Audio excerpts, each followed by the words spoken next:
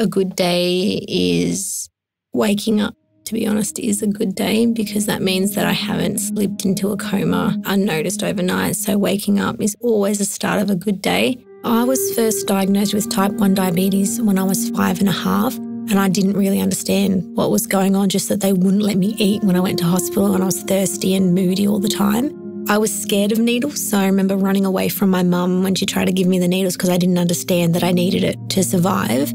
Type 1 diabetes is caused when your immune system attacks itself, and what it attacks is the islet cells, which are 1% of the pancreas, which means no insulin, which means you need it from an external source.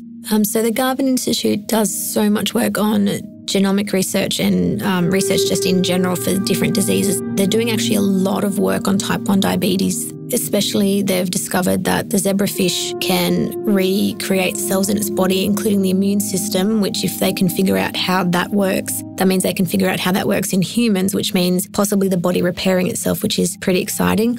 They're doing research to discover why some people get it and some don't, which means if they can stop it early in its tracks, then it stops people getting not just cancer, diabetes, like so many different illnesses can be prevented for the next generation if they can figure out the cause.